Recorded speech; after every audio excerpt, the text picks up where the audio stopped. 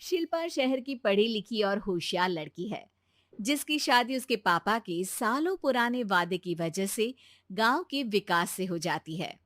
शिल्पा की सास पुराने ख्यालों की होती है।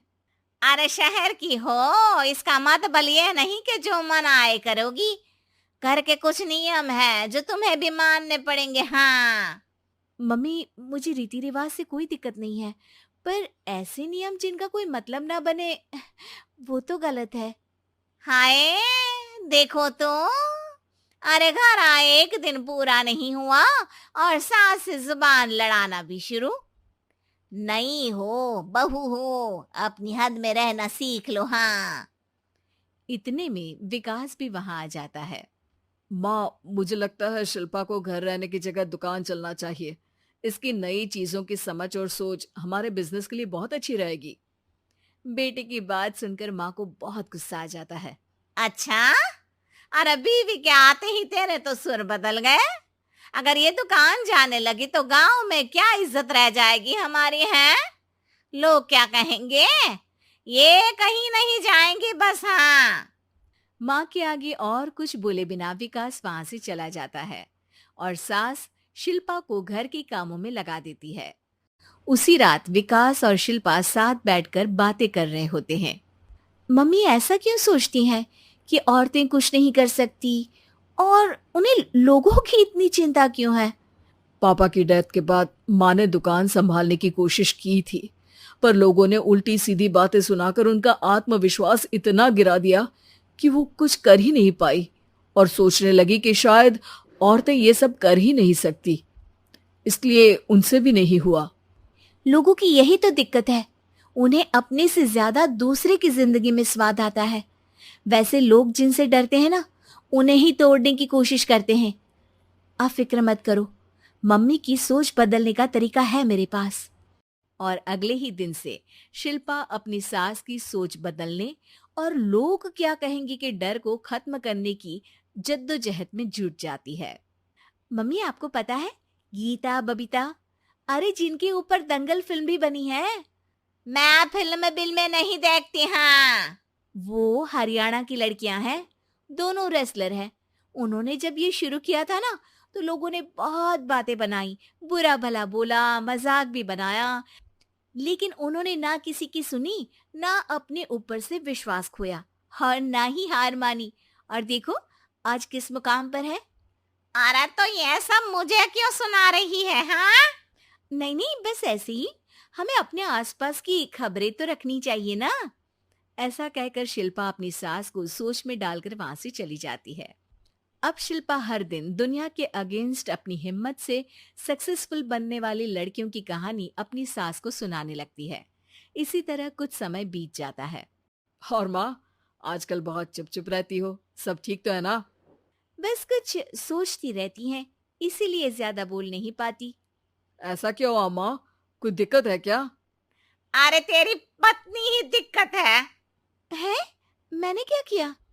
अरे रोज मुझे कुछ समझाने के मकसद से एक नई कहानी सुनाती है, पर खुद नहीं जानती कि मुझे सब पहले से पता है। हाँ। तो फिर दिक्कत क्या है माँ? लोग क्या कहेंगे? अरे उनका तो काम ही है कुछ ना कुछ कहना। आप ये सोचो कि उन्हें नजरअंदाज करके हम साथ मिलकर किस ऊंचाई पर पहुंच सकते हैं। बेटे और बहू की बातों से सोच में पड़ी माँ वहां से चली जाती है। अगली सुबह सबसे पहले तैयार सास आवाज लगाकर बेटी और बहू को बुलाने लगती है। अरे कहाँ सोते पड़े हो दोनों? किसी को घर में कोई काम नहीं है का? हाँ। सास की आवाज सुन शिल्पा भागती हुई कमरे से बाहर निकल आती है, जिसके पीछे विकास भी बाहर आ जाता है। मम्मी, आप इतनी सुबह तैयार होकर कहाँ जा रही हैं? अरे किसी नई शुरुआत से पहले भगवान का आशीर्वाद बनता है या नहीं? मैं सीधा दुकान जाऊंगी, तुम काम निपटा कर आ जाना है। सास की बात सुन शिल्पा और विकास खुशी से फूले नहीं समाते। ये हुई ना मेरी माँ वाली बात। पूरा परिवार मिलकर दुकान पर काम करने लगता है, जिसमें विकास और उसकी माँ दुकान संभालते हैं, तो शिल्पा काम को ऑनलाइन डाल शहर और इंटरनेट का काम संभालने लगती है, जिसे देख गांव में लोगों के बीच गॉसिप शुरू होते देर नहीं लगती। और क्या विकास भाई, अकेले काम संभल नहीं रहा था तो नौकर रख लेते, औरतों को यहाँ लाने की क्या जरूरत थी। इन्हें घर में जो काम बोलो वो तो सही से करती नहीं, यहाँ आकर तो तुम्हें डुबा ही देंगी। अरे भाई साहब, अगर आपके घर की औरतें सही से काम नहीं करती ना तो हमें उससे कोई लेना देना नहीं। यहाँ आपकी पंचायत के लिए किसी के पास समय नहीं है। हाँ, करारा जवाब सुन बातें सुनाने आए लोग मुंह लटकाए उल्टे पैर वापस चले जाते हैं। वाह मम्मी, ये तो अब दोबारा कभी भूल कर भी यहाँ नहीं आएंगे। I am so proud of you. अरे बहुत हुआ, हाँ काम पर लगो चलो। तीनों आपस में काम बांटकर अपने अपने काम पर लग जाते हैं।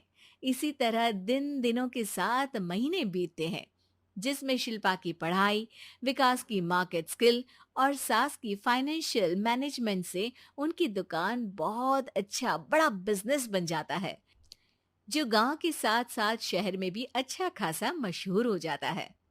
अरे सच ही कहते थे तुम दोनों, लोगों का तो काम ही होता है कहना। अब हमें सुनना है या नजरअंदाज करना है वो तो हमारे ऊपर है। हाँ, आपकी शुरुआत में गालियां और आसमान छूने पर तालियां, ऐसे लोगों का तो काम ही है पलटना। इनकी बातों से हमें कभी अपनी राह बदलनी नहीं चाहिए, बल्कि अगर बातें बन रही है तो समझ जाओ कि रास्ता सही है। मुग्धा और उसकी सास के बीच पूरा समय सास के किसी ना किसी काम को लेकर मतभेद चलते ही रहते हैं। बहू, ओ बहू, जरा चाय बना दे। मुग्धा चाय लेकर आती है। ये लीजिए, और कुछ चाहिए? अरे नहीं, बस चाय पीने का मन था। जाओ तुम दूसरा काम करो।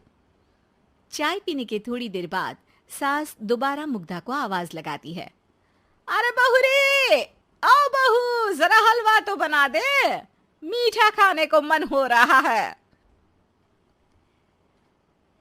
इसी तरह मुग्धा की सास पूरा समय कोई ना कोई काम बताकर उसे रसोई से बाहर तक निकलने नहीं देती।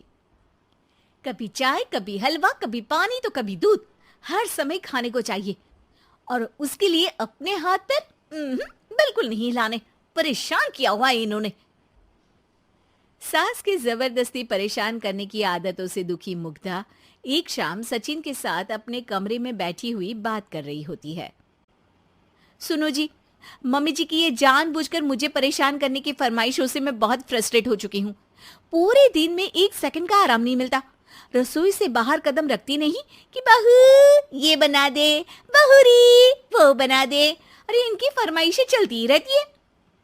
अरे मुग्धा, माँ खाने की शौकीन है, पर उम्र हो चली है, खुद खाना नहीं बना सकती, इसलिए तुमसे बोलती है। अरे तो शौक भी उम्र देख कर रखने चाहिए ना। समझ में नहीं आता, हर समय फेविकॉल का जोड़ लगाए सोफे से चिपकी बैठी रहती है। इतना सब डाइजेस्ट कैसे हो जाता है उन्हें? अरे तुम मेरी माँ से इतनी नफरत कैसे कर सकती हो? मैं उसे नफरत नहीं करती जी, बस परेशान हूँ। जहां मुग्धा अपने पति से ये सब बोल रही होती है, वहीं उसकी सास भी कमरे के बाहर दरवाजे से कान लगाए सारी बातें सुन रही होती है और अगली दोपहर रसोई में मुग्धा के पास जाती है। बहू, आज ना मेरा कुछ मसालेदार खाने का मन है। तो चाय बना दूं? मुझे बहुत पसंद है। अरे ना, ऐसा कर लिट्टी चोखा बना ले। और हाँ, जितना मसाला बातों में मिलाकर पति को सुनाती हो ना, सब्जी में भी वैसे ही डाला करो, खाना स्वादिष्ट बनेगा। सास की बात सुनकर मुग्धा हैरान रह जाती है। मतलब अब पूरा समय मुझ पर हुक्म चलाने के साथ बंद कमरे में हुई पति पत्नी की बीच की बातें भी सुनती है? अरे बात जब मेरी थी तो सुनने में क्या दिक्कत है? ये कहकर सास वहां से चली जाती है। अरे अब तो हद पार हो गई, इस तरह से तो ये मेरा जीना मुश्किल कर देंगी। मुग्धा सास की हरकतों से परेशान उसका हल सोचने लगती है और इसी तरह कुछ दिन बीत जाते हैं, जिसमें सास का जन्मदिन आता है। मुग्धा बहुत खुशी के साथ अपनी सास को एंड्रॉइड मोबाइल गिफ्ट करती है। मम्मी, आपको सबसे बात करने के लिए बहुत दिक्कत होती है ना, कभी सचिन तो कभी मुझे बोलना पड़ता है। पर इस मोबाइल से आपको कोई दिक्कत नहीं होगी। एक जगह बैठे बैठे बहुत कुछ कर सकती हैं अब आप। मोबाइल देख सासू माँ खुश हो जाती है, पर उसे इस्तेमाल करना तो आता नहीं, इसलिए साइड में रख देती है। जिसे देख मुग्धा घर का सारा काम छोड़ मोबाइल सेट कर सास को इस्तेमाल करना सिखाने लगती है, जिसके बाद अब सास पूरा समय मोबाइल में ही लगी रहती है। हाय, जब से मम्मी को मोबाइल मिला है मेरी लाइफ में कितनी शांति आई है। अच्छा है, इसी तरह बिजी रहे तो मैं भी सुकून की जिंदगी जी पाऊंगी। अब मुग्धा जब मन करे काम करना, जैसा चाहे वैसा खाना बनाकर खाना, पूरा समय रिलैक्स और खुश रहने लगती है। क्या बात है, आजकल तुम बहुत चहक रही हो। अरे मम्मी जी से छुटकारा जो मिला है, अब ना फरमाइशें ना छुप छुप कर बातें सुनना।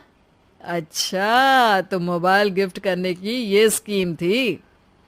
इसी तरह दिन बीतते हैं और अब मोबाइल पर लगी सास फरमाइशों की जगह सवालों के लिए बहू को आवाजें लगाना शुरू कर देती है। अरे बहू सुन तो, देख जरा किसी का फोन क्यों नहीं मिल रहा। रिचार्ज खत्म हो गया है, पर अभी 4 दिन पहले ही तो मैंने किया था, इतनी जल्दी कैसे खत्म हो गया? अरे मैंने कल तेरी कनाडा वाली मौसी सास से 3 घंटे बात की थी ना। क्या? इतना महंगा तो मोबाइल भी नहीं आया जितना महंगा इसका रिचार्ज पड़ रहा है।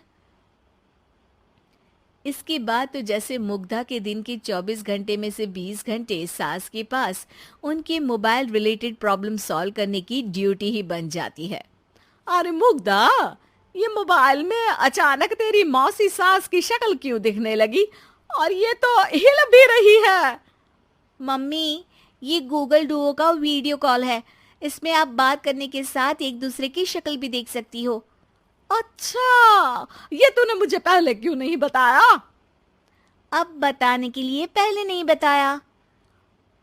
इसी बीच सचिन भी वहां आ जाता है और सास अपनी वीडियो कॉल में बिजी हो जाती है।